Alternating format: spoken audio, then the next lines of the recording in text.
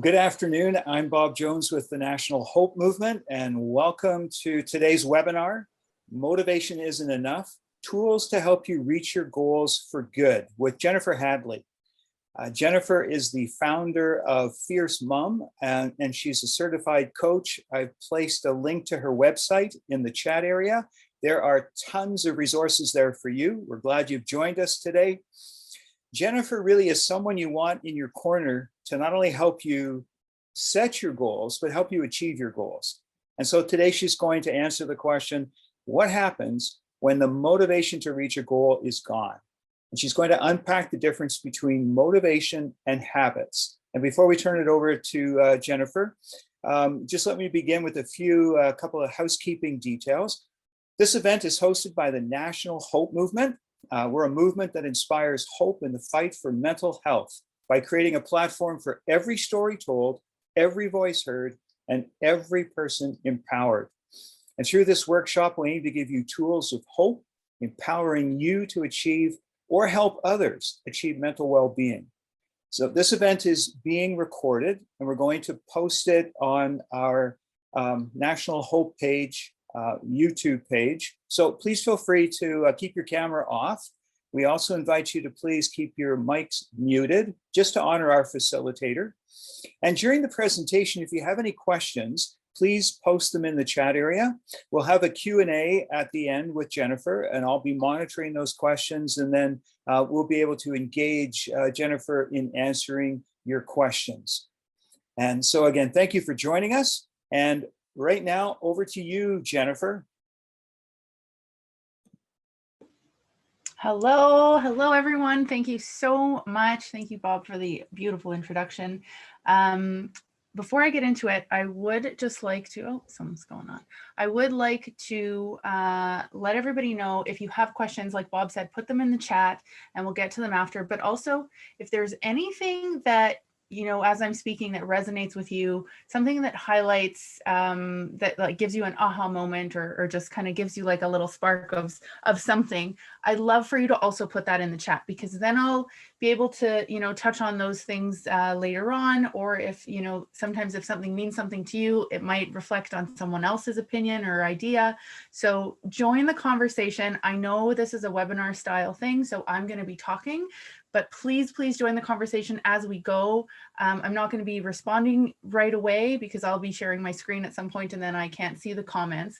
But I would absolutely love to have your comments along the way, your questions along the way. And then at the end, like Bob said, we are going to get into some conversation. So I hope that that works for you. I'm super excited. Like you said, my name is Jennifer Hadley. I'm the founder of Fierce Mom Personal Coaching, and I am so glad to be here with you all today. I've been coaching for years, it seems like, and it just keeps getting more and more exciting. So it's so grateful to be here. I've developed some really great tools to help build the life you want to live. And that's what we're going to be talking about today. How to reduce your feeling of overwhelm by setting your goals and making an action plan to actually make them happen. Some of you might wonder, what does goal setting have anything to do with mental health? And for me, I just want to make it simple. I use goal setting as a tool for both personal and business development. And what I do is I build habits in order to drive me forward and get me from where I want to be, from where I am to where I want to be. And in terms of mental health, that takes such a huge stress and such a huge overwhelm off of my shoulders, because having goals gives us a sense of purpose, because it's driven from our purpose and our values. So when you use your purpose and your values as tools to build your goals, then you'll have growth. And we all know if we're not growing, we're standing still, and we often start to feel tired and unmotivated, uninspired, and it can bring along feelings of depression and anxiety. So let's talk about that. And alternatively, when we talk about setting goals, sometimes we set too many goals. And even if we're so well-intentioned and we're so excited and we're like ready to go and running out of the gates, sometimes when we set too many, we get overwhelmed and then we start to panic because the anxiety of our to-do list just feels so big and weighs us down so much, right? So I'm here to bring some balance to that, to help you find your sweet spot. and to show you that goal setting can be fun, it can be challenging, and upon evaluation afterwards, it's proof that you're capable of doing anything you put your focus on. And you'll be surprised at what you can actually do when you make a plan to do it. So the title of this talk is called Motivation Isn't Enough. And what do I mean by that? The truth is that motivation, along with time and energy, they're finite, meaning that they don't last forever. You're not always going to be motivated. You're not always going to have time and energy for everything on your to-do list, and you're definitely going to burn out at some point. And that's just life. So knowing this, how do we get the things that matter to us done? And there's one word for that, and it's habits. I'm sure you've heard or read the books by James Clear called Atomic Habits, or The 7 Habits of Highly Effective People by Stephen Covey.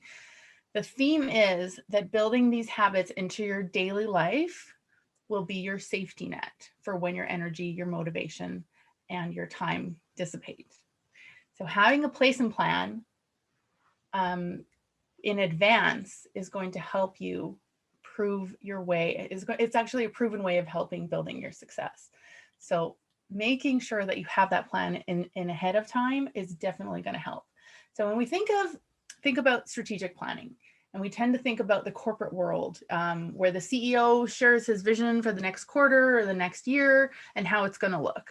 They talk about their monthly, quarterly, annual goals and targets that they want to reach, and then they provide a roadmap of how it's going to be implemented. What if we took that same approach and we made it for our personal and professional lives? Do you see how that might be beneficial to do things in the same way? Like, it's a simple concept of setting up a vision, making targets, and then executing the plan towards achievement.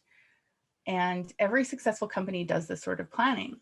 So during this time, they're evaluating, reevaluating the progress of their teams, their successes, the failures of certain aspects of the plan, and they tweak along the way as they go.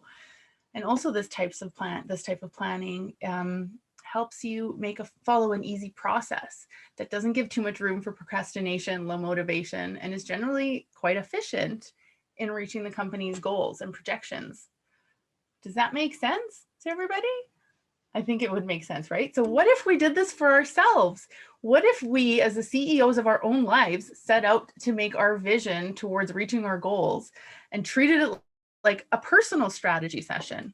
We'd likely be more successful, and making an actionable plan towards achieving those goals will actually reduce our stress and anxiety, and it helps serve a buffer when the motivation just isn't enough. Are you guys as excited about this as I am? I know I'm a total goal junkie here, so jump in and let me know if you're excited to be here, because I'm super pumped. And if anyone has questions, put them in the chat. Love to hear. And let's get to it. I break down my work life into quarters and my personal life into shorter periods of time, because things change so much from day to day. And my vision for business usually has a little bit of a higher viewpoint. But let's talk monthly goals. And what I'm going to do is I'm going to share my screen right now and talk about, we're just going to go through my presentation, and then we'll go further. So sharing screen, and where did it go? Come on now. Did I lose it? All right, well, while I'm pulling that up, if anybody has oh, there we go. I'm so sorry. I usually figure these things out in advance, which I thought I did. Let's try again. Apologies. I'm not a tech person. I am a goal setter. Oh my gosh, where did it go? I'm sorry, just give me one sec here.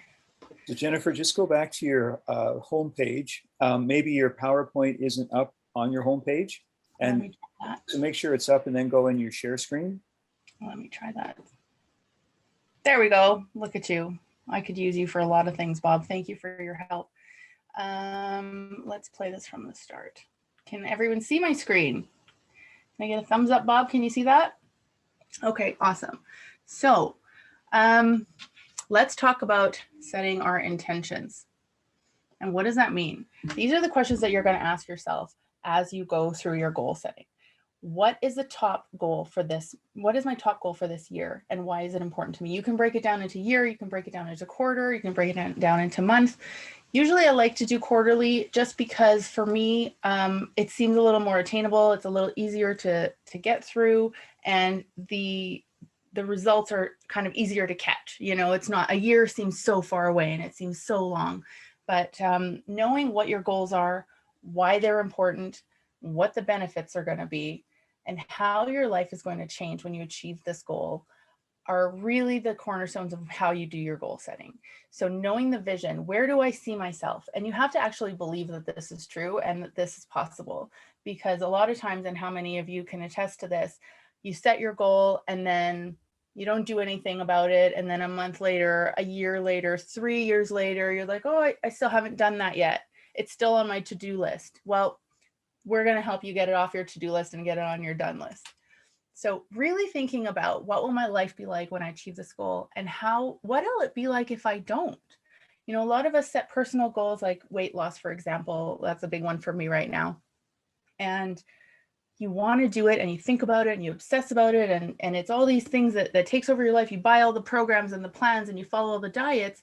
But then if you don't actually stick with it and you don't actually plan it in your life every day, then 6 months later, you might even be heavier, or you might even, you know, be farther back than you were, because you actually haven't set the plan. Like, you read about it and you think about it, but it doesn't actually happen. So what will it be like when you achieve it? How will you feel? How will you act? How will you look? How will you, you know, just be? And then what happens if you don't? Are you going to be in the same position? And a lot of us find ourselves in the same position, whether it's financially or with relationships or with our bodies or our health or anything. And then I like to talk about the reward. The reward is my favorite part. And when we talk about rewards, a lot of times we think, oh, I lost 10 pounds, I'm going to go eat a bunch of cake. So you can reward yourself in that way. And that's totally fine, as long as you don't fall into cake every day. But find something that makes it worth the pain and the stress of going through it, because anything that's worth doing, like we all know, is going to be something that is going to take some work, and it's going to make you uncomfortable. And if you're not uncomfortable, check your goal, because that means that you need to step a little further. If you're not uncomfortable, that means that you're not pushing yourself hard enough. And I'm not talking about despair and you know, going through tragedy. We do not have to reach rock bottom in order to succeed. Understand that. I know that a lot of us go through transformations, and a lot of us go through you know, a shift in our energy and who we are after we've had traumatic events. And I completely understand that. And I'm one of those people, and I totally get it. But just know that you don't have to hit your rock bottom to get to where you want to be. You just have to know, I'm doing this now and I'm ready to start. And once you're there, you can reward yourself with something and then continue on and keep going and keep going and keep going. So that's kind of, that's the premise of the visioning, of setting your intentions, of knowing exactly what you want to do. And then there's another big step that a lot of people don't talk about, and that's the obstacles. So what are some of the obstacles that might get in the way of you achieving your goal? We don't account for this often, because, you know, sometimes we think, oh, I'm going to do this thing and it's going to be great, and I don't think about all the things that could potentially happen. Well, this is your opportunity to think about those things, because they matter and they're really important. Knowing that things are going to go wrong, knowing that stuff's going to get in your way. If anyone has survived 2020 and you're all here, thank God. It's been a year. It's been a crazy year, and we are all under a tremendous amount of pressure, because things keep changing. Things keep getting thrown at us. You know, for me, with the weight loss example, for example, my gym has been closed 3 times already. And so when I think I'm starting this new program and I'm ready to work out and I'm ready to go and I have all this motivation, and then the gym closes.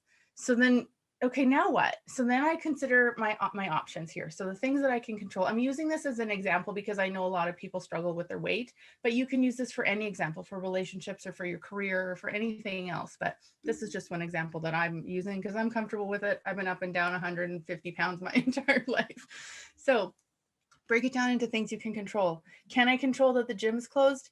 No. Can I control what COVID numbers are doing? No. Can I control what the government is saying and how their regulations are coming through? Absolutely not. So what am I stressing about? Why am I getting so angry at the government or at COVID or at vaccines or whatever it is that's going on that I have no control over? Yes, it's stressful. Absolutely own that and understand where that's coming from. But at the same time, we can't control it right now. So there's nothing we can do about it until the next phase kind of comes, right? So what are the things that I can control? The things that I can do. I can go outside. Outside isn't closed. I can go for a hike. I've been hiking all weekend. It's been amazing. Is that good for my mental health? Absolutely. Is it good for my physical health? Definitely. Is it in plan with what my main goal of losing 50 pounds is? For sure it is. Because if I wasn't going to do that and if I didn't move forward, then I'm going to not lose the weight that I want to lose. I'm not going to be healthy like I want to be. My mind is going to start taking over because we all know when we're sitting at home on the couch, we're just kind of thinking, right? And thinking can sometimes be really dangerous, especially when you're thinking about the things you can't control and you have no time or energy, you don't have the energy to use on it. So come up with an obstacle coping strategy. It's an if then statement. So if whatever happens, if the we get a lockdown again, then this is my action plan. And it's not always going to be the same. We can't always predict what's going to happen. I broke my leg in December, had no idea that was happening on the last day of school before winter break. But you got to deal with what comes at you, right? So my coping strategy is if this major event happens, then I have this plan in place. Thankfully, we're already working from home. That wasn't an issue for me. Thankfully, it was winter break and the kids weren't in school and all their activities were shut down. So I had the chance to recover.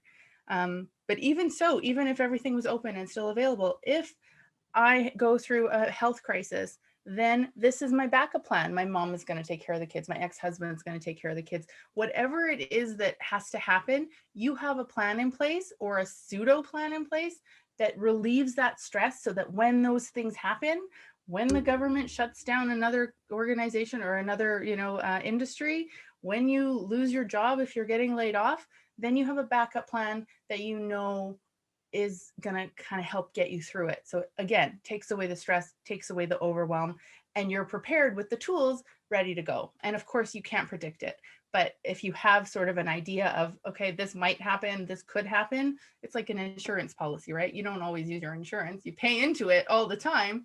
But then when you actually have it and need it, it's there for you. So this is your insurance policy to make sure that your goals come through. And I'll share with you this little chart. It's called the sphere of influence. And that's exactly what I'm talking about.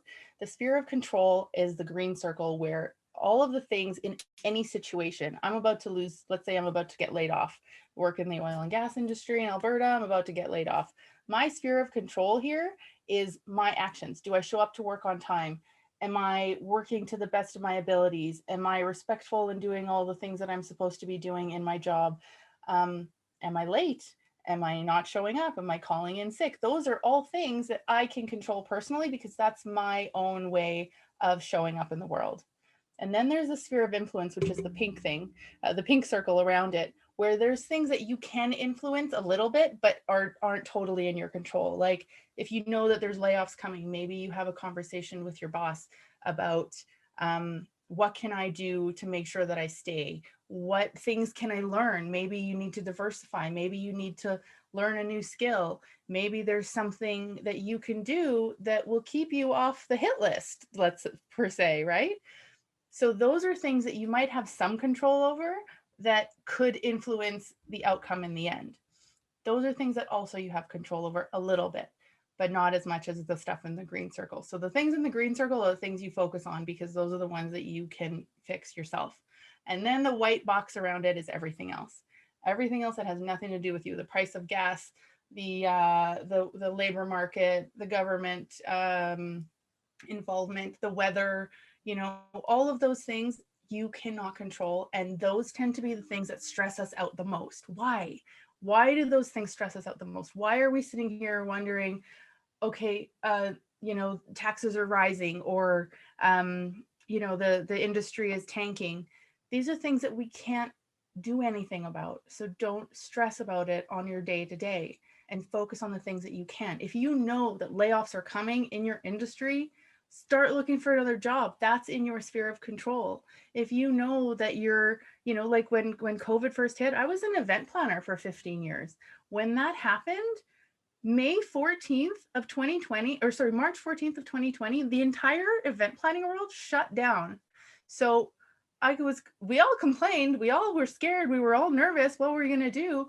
But what were in our sphere of influence, my sphere of influence was learning how to go virtual, figuring out a backup plan, postponing, figuring out with my clients, like, how are we gonna move forward through this, right? And that's kind of where my coaching has really grown in the last few years anyway, just because we coach our clients through these processes. And then what's in my sphere of control is, am I shutting down my business? Am I going totally virtual? Am I going to just sit back and collect the government, payments and hope for the best and see what happens? Those are all things that I can control. And everything else, as things happen, I can't. So why stress about it? And I know that it's easy to say that, but if you actually sit down and think about it, these are things that are going to help you get through it. So choose your focus. Successful people focus on what they can control. So let's think about some things that you can control.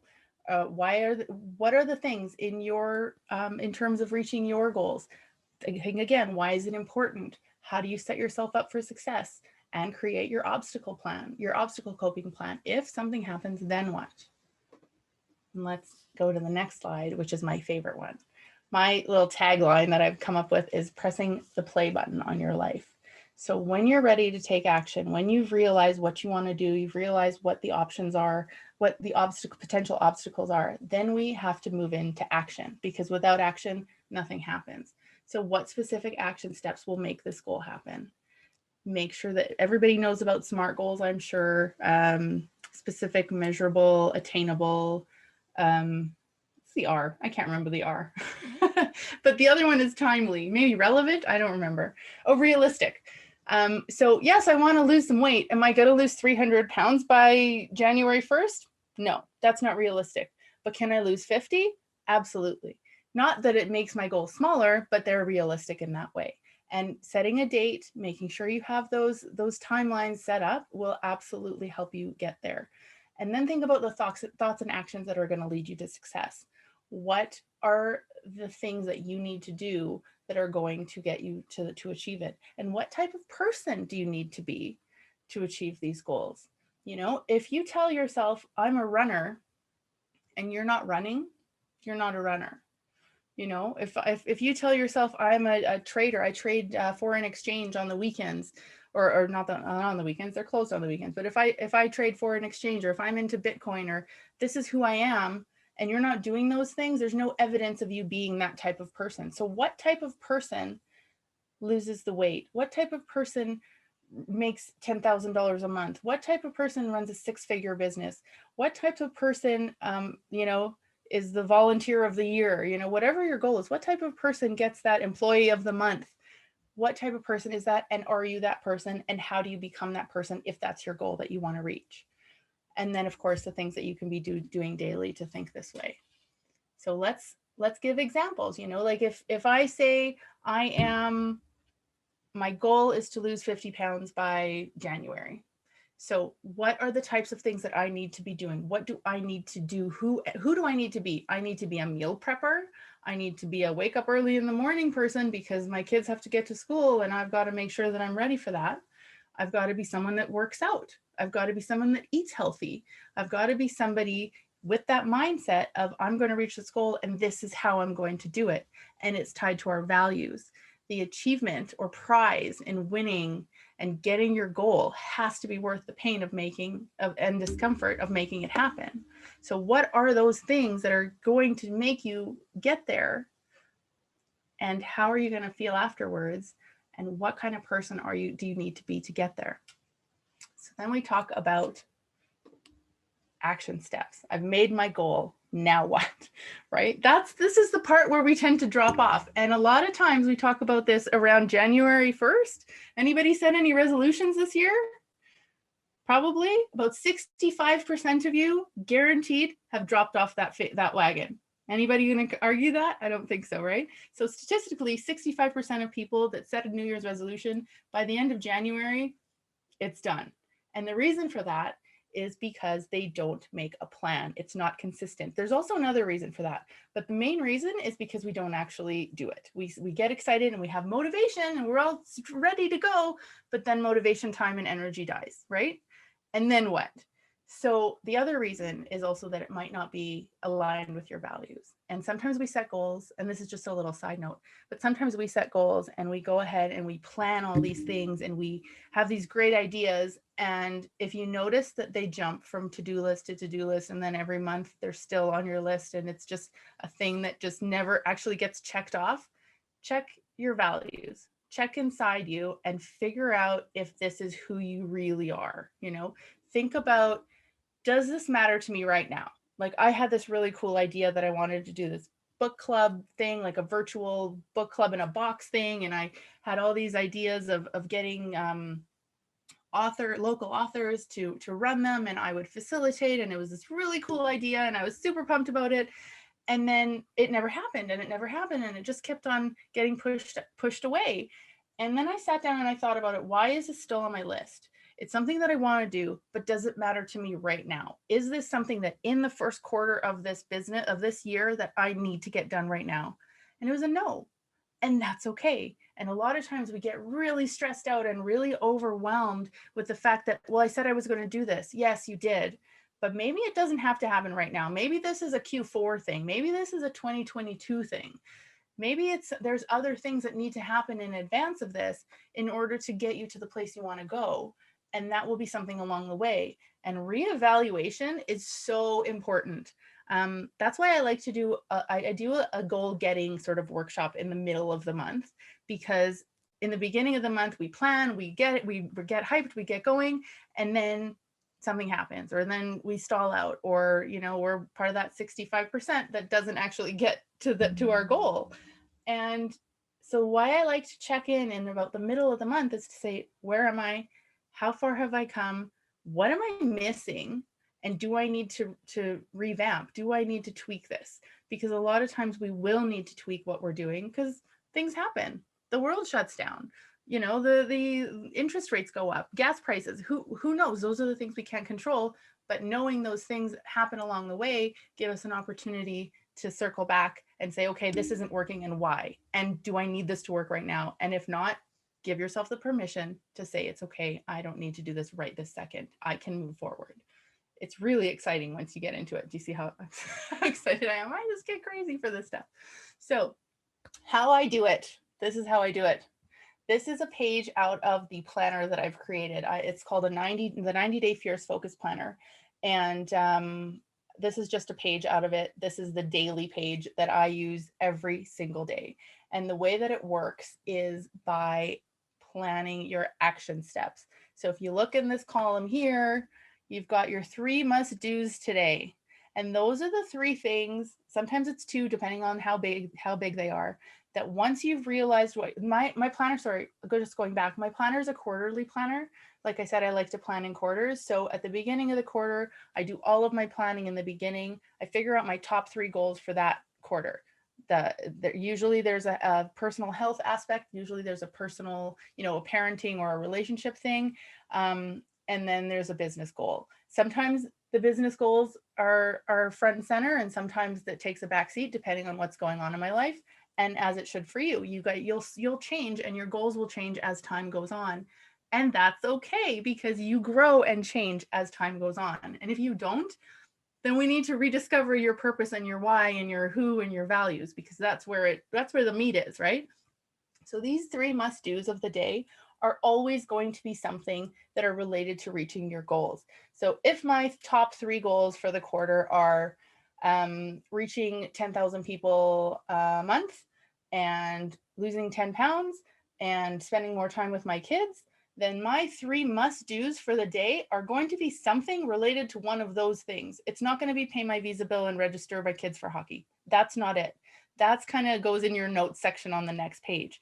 Your 3 must-dos are going to be something like meal prep, exercise, write a blog post, connect with 20 new people, plan a date with my son, go for a bike ride with the kids, anything anything. And though that might seem, bike rides with the kids might seem like something you might not put on your to-do list, but really, if you're wanting to have the whole life experience of having that holistic life, a lot of people do like a wellness circle or a life circle or something along those lines. I came up with the 6 Fierce Mom fundamentals, and they are career, relationships, finance, well-being. My goodness, I keep forgetting them because I just keep talking about them all the time. But there's 2 more, and my favorite one is called the Good Life. And the Good Life is part of this feeling that we have where everything that we do comes with guilt. It's those guilty pleasures in life that we have to stop feeling guilty for. So that's your personal life. That's your coffee with your girlfriends. That's your going for a walk. That's your getting a massage. That's buying the shoes. That's doing all of those things that just make you happy that you have to stop apologizing for. And doing those things, really, those are your rewards. At the end of the day, those are your rewards. Those are your motivators. Those are the things that are going to keep you moving and enjoying your life while you're building the rest of it. Spending time with your family, that builds your relationship, that builds your parenting. Parenting was the other one. Your relationships and your parenting, that matters. And if that's not part of the goals that you've set in your life, then you're going to be deficient in that area and your life wheel isn't going to turn smoothly, right?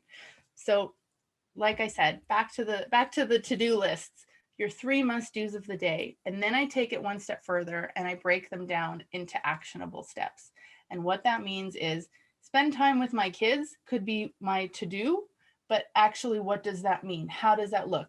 Pick them up from school, go for ice cream, go for a bike ride, schedule a family event, whatever it is. And, with or without COVID in the way, I realize that this is it gets a little deeper now with all these restrictions, but there are still things that we can and should be doing in our life without apologizing for it, because life goes on even during a pandemic.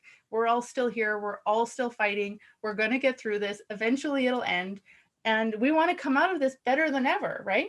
So I know we've all gained, COVID weight, and I know we've, financially, there have been some setbacks and things like that, but it's possible to move forward even through hard times. And like I said, you don't have to hit rock bottom to succeed and to thrive, as long as you're just keeping on top of your stuff, keeping on top of your goals and making sure that you're moving forward and reaching them. So then once you've gotten your actionable steps here, this is where the magic happens, people. Between 5 a.m. and 10 p.m., that's my day. I mean, I don't wake up at 5 a.m. That's, not for me yet, but maybe one day. Figure out where you take the pieces that are in this column and block them in. This is called time blocking. This is not new science, but what this does is it creates an appointment with yourself to make sure that these things happen. So what I do the day before, actually on Sundays I plan my next week. So I know what's going in my calendar. I plan out the appointments that I have, doctor's appointments, things with my kids, meetings that I've got. I put it all in my calendar. There's a weekly component to my planner as well. And then this goes for, there's more than one day, obviously, in my planner. But I plan it all out. And then the night before the next day, I plan out the next day.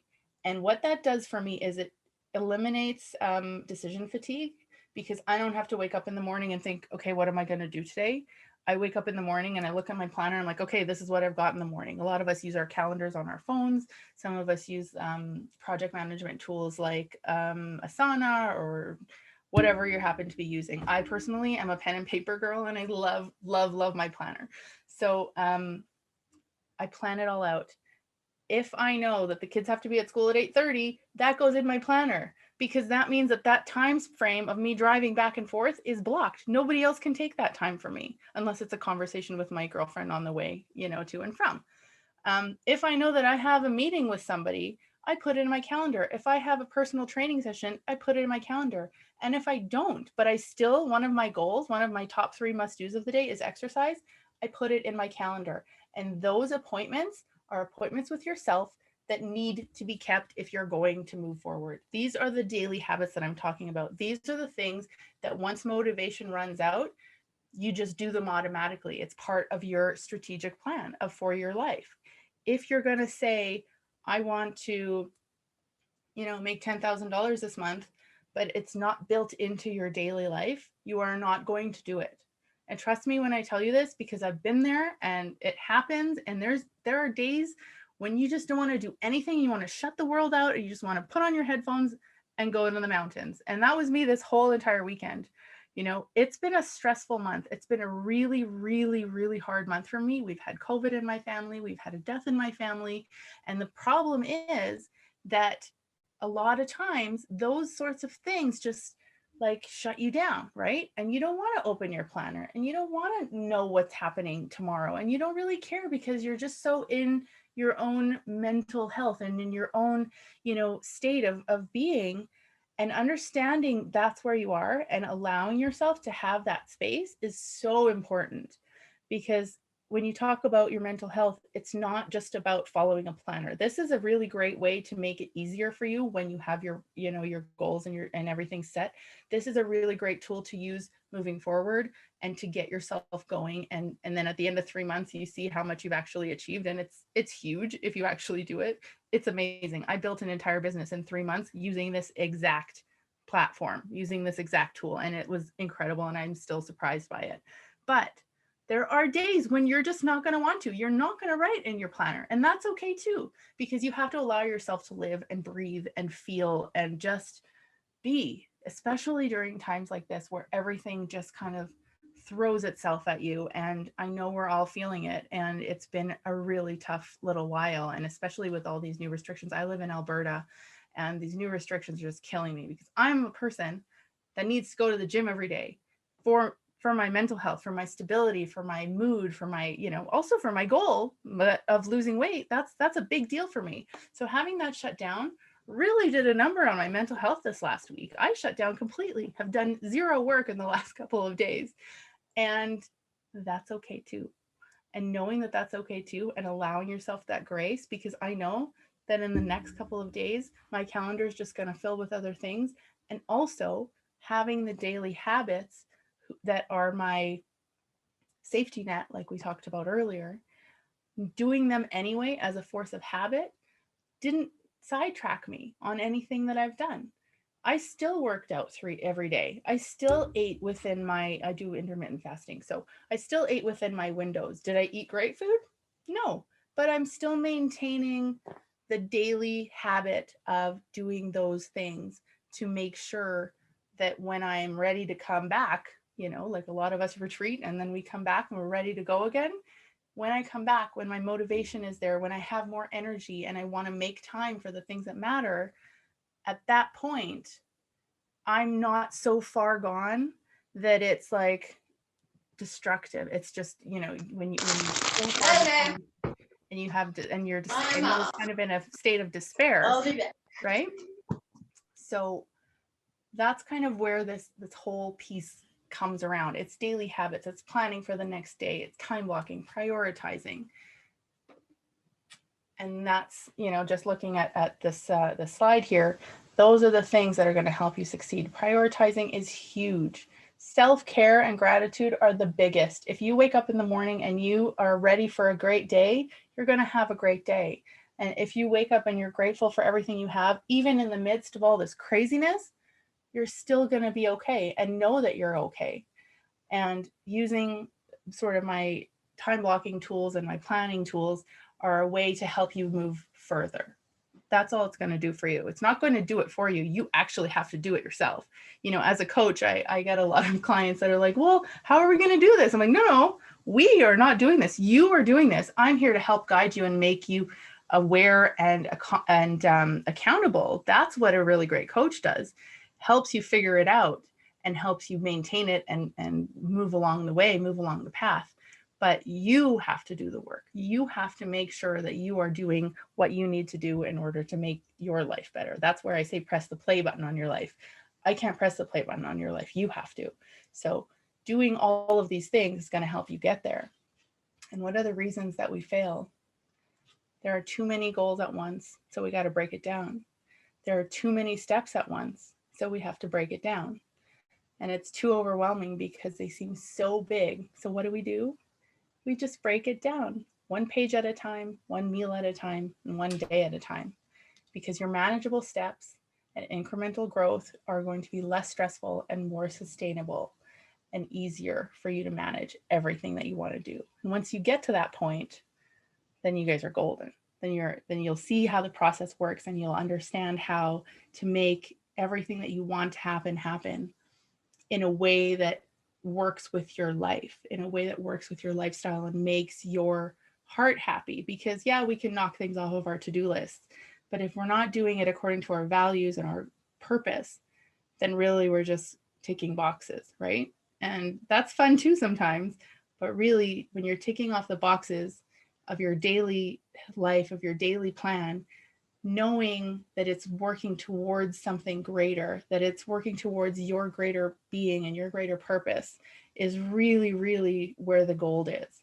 And once you hit that, and once you see it and you look back, a month, 2, 3 months, a year, you're going to be a different person than you were a year ago. And if you think about it right now, you're a different person than you were a year ago, especially with all the change in the last year.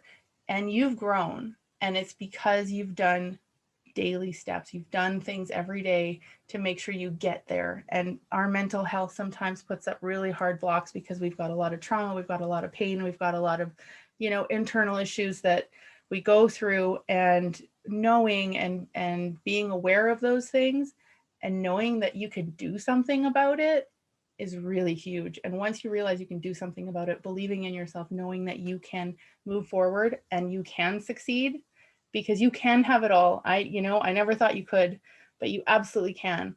You just have to plan for it. And I'm super happy to help anyone that wants to do that. So I think that's my time-ish.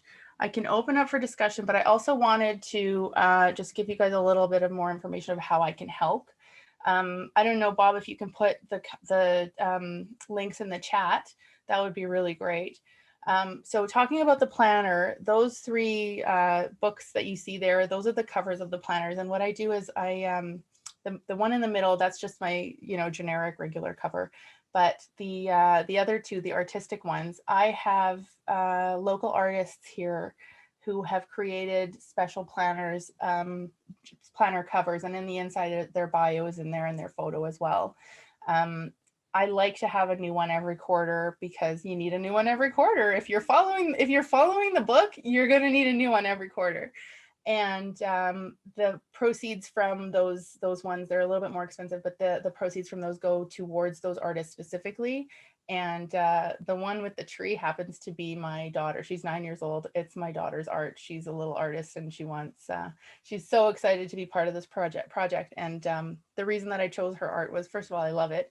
And also because she needs to know that she can do anything too. And even though she's 9, she can make it work, and she can achieve just like we all can. So if you're interested in that, if you use the promo code workshop, it's 15% off of your first time purchase at fiercemom.ca/shop. And also what I really wanted to do was offer anyone on this call, anyone who's interested, a personalized session, because I know that right now it's really tough. And sometimes, and I've been in this situation even recently where it's like, what am I doing? I don't even know what I want to do. I don't even know what my goals need to be, let alone set up an action plan to do it. So if you are interested at all, I'm happy to book a free consultation with you. It's a 1-hour session. It's basically a conversation like this, where we go through the questions that I've asked you in this workshop, and we personalize it for your needs and for your personal situation. So my Calendly link is there, calendly.com/fiercemom. You're welcome to find a time in that space. Please put in the notes if you choose to take me up on this. Please put in the notes that you're from this workshop, so that I'll know, who you are and what we're doing. Otherwise, people just book appointments and I have no idea what they're for. And I'd love to continue the conversation. I know that it's tough. I know we're going through some really hard times, and I want you to know that everything is possible and that you can do it. And that if I've done it, I've been there, I've been in the depths of depression, I've been at my very rock bottom, I've been almost at bankruptcy, I've been suicidal, I've been all of the things that I'm sure a lot of you have been. And know that you will get through it, and you can. It's it seems like a lot, but when you break it down, and this seems, maybe a little too simple, but if you actually break it down and you actually realize what are the things I really want in life and how am I going to get there, that's where I come in to help. So super happy to have the conversation. It's free. There's no, it's not a sales thing. I'm just wanting to make myself available to anyone who wants to have the conversation. So please go ahead and do that. And I'm happy to stop sharing. And if there's any questions or anything else going on, I would love to continue. Well, Jennifer, that has been so rich. Everybody can tell that this is very important to you, and it's changed your life because just the way it comes from you. And what's really cool about Zoom is that we have people from around the world here. We have a listener from the Middle East, people checking in from Alberta. There's been a lot of conversation in the chat area, just people affirming what you're saying and talking about the idea of writing down your goals as a way to help accomplish them. And even the permission you gave that some days you don't have to write down a goal, but that is freeing in itself. And then the idea of linking purpose and goals. So those have all resonated with people. And you'll see in that chat area, there is a link to Jennifer's website where you can be able to connect with her about coaching and about her planners. Jennifer, just one question. So everybody listening has picked up so much. Jennifer, is there one thing that you would suggest to anyone listening that would be the first thing that they could do to help get into a process like you got into and what you shared today? That's a really good question. And I think that it all starts, and again, it starts with my first slide of being intentional and knowing what you want. And that's the first thing that's going to get you anywhere. Like you see behind me, I get a lot of questions about this board behind me. That is one of my vision boards that I did with my coach. Every coach has a coach, by the way, just in case you need to, and just in case you don't know that. I have a coach that I work with, and this was my 10-year vision of what my life and my business is going to look like in the next 10 years. And there's travel, there's Paris in the corner, and there's a hockey jersey because I'm a hockey mom, and there's travel, and there's all these other things that are part of who I want to be and who I actually am. And envisioning yourself in that place, knowing that what the things that you actually want, and not the things you're supposed to be or the things you think you're supposed to be, because we get a lot of that. Like I have conversations, and a lot of times it's with people that are supposed to be my supporters, like my mom and my best friends and people in my family that I think are totally going to get it and support me and be all over it. Those are the ones that fight me back the hardest. And I'm sure that a lot of you people get that too. I'm sure that a lot of you understand, when the people that you want to support you and believe in you are the ones that are going to push you the hardest and maybe doubt you, or maybe tell you just go get a job, maybe this isn't for you, or, and they don't understand our values because they don't live in our values. So knowing what it is that you feel in your heart and knowing who you are as a person is the first step, because, I've been in corporate jobs before and I'm the worst employee of all time. Like, if I ever come to you for a job, please don't hire me, because I am terrible at working for someone else.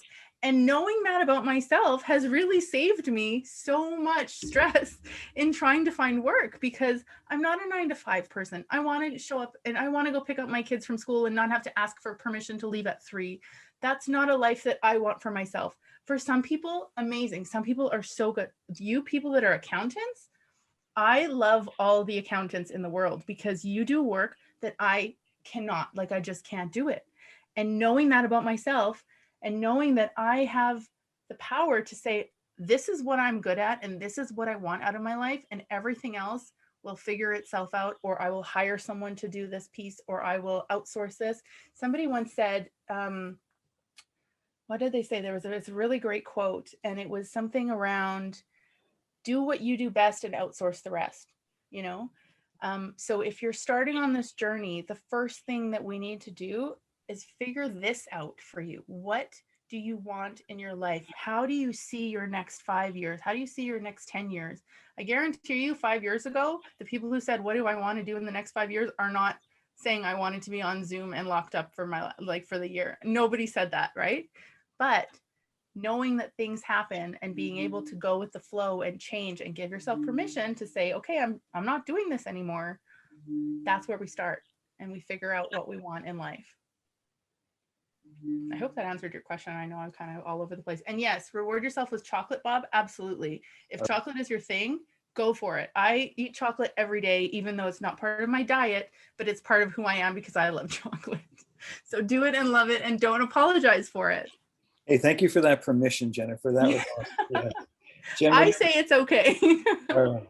You were talking about control and controlling the things that you can. And so there are people on the call that there are certain things in their life that they're challenged with in the sense of making tough choices. So they're part of a specific question, but I think is in general as well. It came from one of the viewers where they're a runner and they love running. It's how they deal with their mental health, but they have an underlying physical condition that requires chiropractic help. And they're in a point in their life where they have to choose between the chiropractor and food. Mm-hmm. First of all, I want to know, are they still a runner if they can't run? And how do you bring some measure of control into that environment in a person's life? That's a really good question. Being able to run and wanting to run are two different things. So if you are in your heart a runner, if you are someone that loves it and that's who you are inside, being able to physically doesn't mean that that's not who you are. So when I said earlier, you have to have, you have to prove in your life and have, experiences showing that there is proof of that's what you're doing. If you've always been a runner and now you're in a position where you can't because you're physically unable to, that doesn't mean that it's not still in your head. You still have the mentality of someone who wants to go the distance, someone who wants to care for themselves, who wants to be healthy and in your heart and in your mind and in your body. So just because you're physically unable to do it, that doesn't necessarily mean that that's not who you still are, It's different if you say I'm a runner and then it's raining, I'm not going running. Or I'm a runner and okay, well, I ate too many burgers today, so I'm feeling heavy, so I'm not going to run. That's the difference. Do you see that there's a difference there? There's a difference in the mental game. I'm a runner, but I can't run because my leg is broken. That happened to me in December. Couldn't go to the gym, couldn't walk for 2 months. Does that mean that I'm no longer someone who's physically active? No, I'm just delayed right now. I'm just in a point where, and let me put it this way to you. This is actually a really great sort of segue. When you're thinking about putting labels and identifying who you are, make sure that those labels actually mean something to you. Like there's people that say, I'm angry. Right now, potentially you could be angry, but does that mean that you're an angry person? Not generally, right? That just means that you're experiencing the condition of anger. You're experiencing the emotion of angry. Does that mean you're an angry person? Not necessarily. Even people with diabetes. And I know this might sound a little off, but think about it, right? I'm a diabetic. Does that mean that I'm not a mom and a friend and a business person and whoever else I am? Just because I am experiencing, my body is experiencing diabetes doesn't mean that I'm a diabetic only. You being a runner is one of your many other things that you are. You being sad is an experience that you're currently having. It's not who you are, right? So make sure that when you label yourself in that way, that it actually makes sense. People who have cancer, I have cancer. I am not cancer. I have cancer, it changes your whole brain chemistry about how you think about who you are and what you're really like. So if you're, in a place where you can't afford chiropractic or food, there's got to be ways, there's got to be ways of figuring it out. There's food banks, there's other opportunities for that sort of thing. But if you have an internet connection, the internet is full of amazing ideas. You might not have to go to a chiropractor. You could get stretching ideas online. You could, within your sphere of control is what you can do in order to do that. You can maybe go buy in bulk and freeze things so that you have meals for longer. You know, Costco is a great option for that. I'm sure you've thought of it as well. I'm not diminishing your situation at all. But there are ways to make the dollar stretch. There are ways to make your body stretch.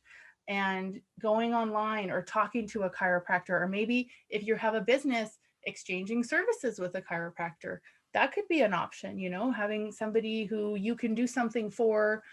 You know, that's what we do. That's what we work for, right? I work for money, you work for certain things, and it's an exchange of services or currencies. And maybe your currency is you can do something for a chiropractor, for someone who works in chiropractic that can help you. There's a lot of options. Happy to have that conversation. Thank you, Jennifer. You've been so rich and generous with us today. You've really come alongside us as a friend, and you've helped kick off this mental health week for all of us by providing insights and some really practical things. So on behalf of everybody in this call, I want to say thank you, Jennifer. And we want to stay in touch with you and each one who have been viewing. I just posted the link to the National Hope Movement website in the chat area. And at that website, there's ongoing resources that you can access as well. You can access our Facebook and our Instagram page and our YouTube page. In a couple of days, you're going to receive an email and it'll have a survey in it. We'd love to get your feedback on what you experienced today, please. And as well, there'll be a link to the video recording of this session. So watch for your email a couple of days from now, and then stay in touch with the Mental Health National Hope Organization. And again, thank you, Jennifer, for helping put tools in the hands of each one who has been watching today, very practical tools. And again, thank you for tuning in. Thank you for being a part of National Hope Movement and being a part of this webinar today. And that brings us to a conclusion. Thank you.